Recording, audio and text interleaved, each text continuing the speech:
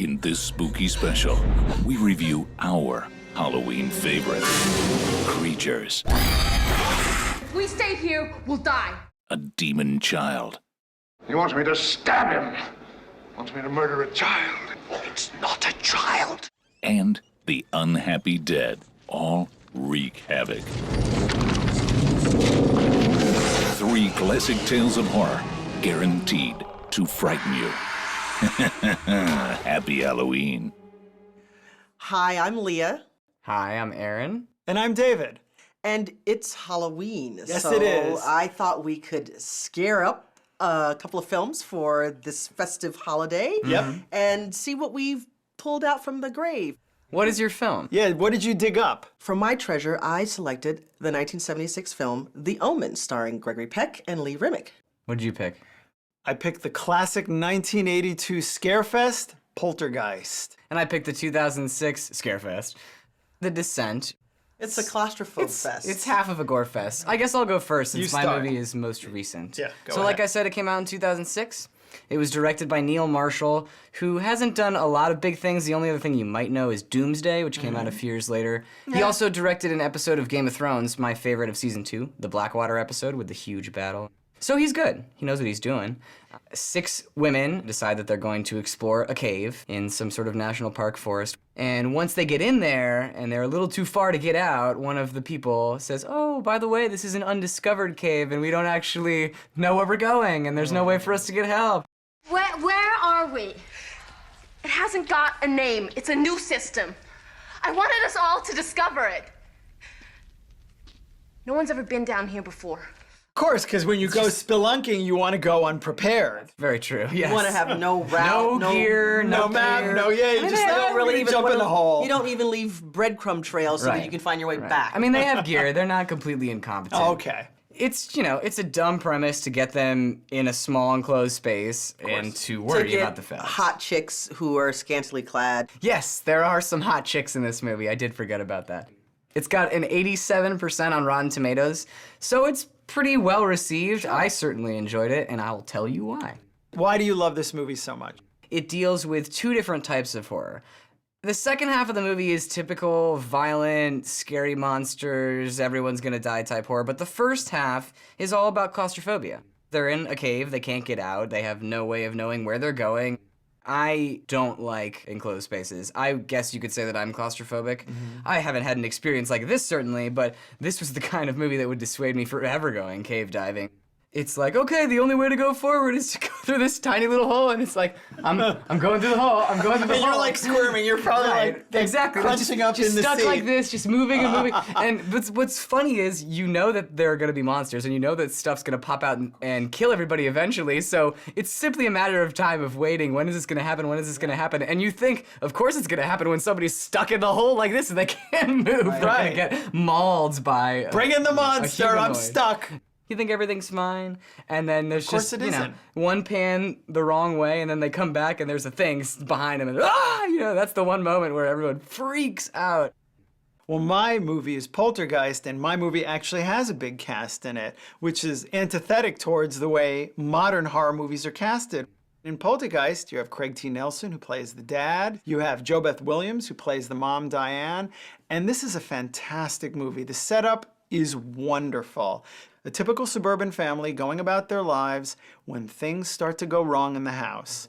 And what happens is the chairs start to move, and She draws rings around the chair where it was. And Right, and then the youngest daughter, Carol Ann, played by Heather O'Rourke, starts talking to the TV set late at night, the static on the TV set. They're here. There's an earthquake, the whole house rumbles, but no one else in the neighborhood felt the earthquake but the folks in that house. And then things get much worse. Carol Ann is sucked into her closet, taken into an alternate world where it's neither living nor dead, and there's a very powerful force that's holding on to her, that's drawn to her life force. So what does the dad do? He calls some paranormal experts from the university who come, and they're just like totally clueless. And it's only when they call a professional paranormal cleaner, Zelda Rubinstein as Tangina comes in and says, your daughter is still alive, she's still in the house, she's being held by this powerful demonic force, and you have to go and rescue her. In most horror movies, you're expected to have a certain suspension of disbelief. And in this movie, they take so much time setting it up that when all of the supernatural stuff happens, I totally believed I could be part of this. All I can say is that it's got amazing special effects for its time, lots of really wonderful visual effects. I mean, it was 1982. They had visual effects, they had practical effects, and the movie really holds up. What about you, Leah? I also picked a film that follows in this particular thread of horror tradition where we have an outsider coming in to disrupt domestic tranquility. Of course. And that's a horror movie. That's a horror movie. And in this one, we have the demon child. So going back to something like The Bad Seed, and then The Innocents, and then maybe even Rosemary's Baby. Yeah. That's right. So riding on this kind of wave of success that had been building and then kind of exploded with The Exorcist.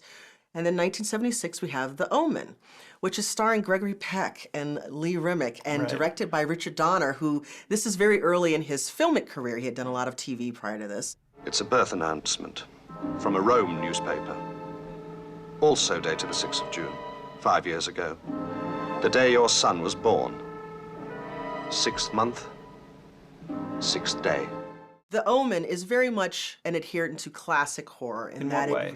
You have the hubris of man Right. is always pit against the awesome power of God or Right. deity. So when man overreaches, some supernatural element brings you back down to earth, right? What's amazing about this particular film is, like a lot of traditional classic horror, it's very rooted in religion, specifically Western religion, Christianity, and even more specifically Catholicism. And so for any of us in the Western Hemisphere who were raised with Christianity, if you... She's talking to two Jews, but okay. Right. Yeah. So a little lesson here. Well, I am to that. I am to that. Go ahead, tell us I'm your even gonna story. time to that, you know?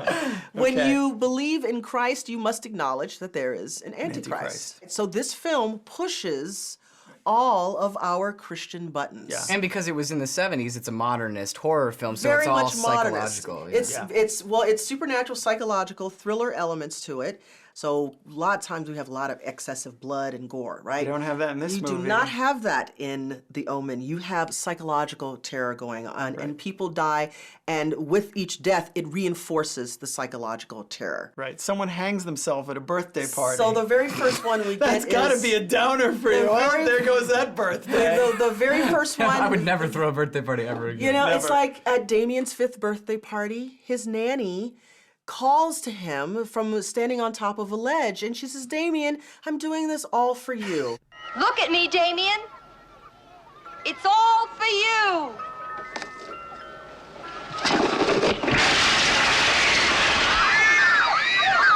It pushes all of those buttons, right? And I think that for me, that is what makes it so horrific. So why is this movie your choice for Halloween this year? I really wanted something that was going to get inside your mind and get under your skin and really make you think, what would you do if you found out you were raising a demon child. a demon child, right? And so for that reason, I picked The Omen. So hey, time for our final thoughts. I'm recommending The Descent because it's one of the only movies I've ever seen that's meant to be scary, that scares me so much that I don't want to move out of the place where I'm sitting. I'm picking The Omen because I feel like this whole thing about the Mark of the Beast is some pretty scary stuff. For me, you moved the headstones, but you didn't move the graves. You didn't move the graves! Poltergeist. Cheers, guys, and happy Halloween! Happy Halloween! Woo! Nerds. You moved the cemetery, but you left the bodies, didn't you? Yes, there are some hot chicks in this movie. I did forget about that.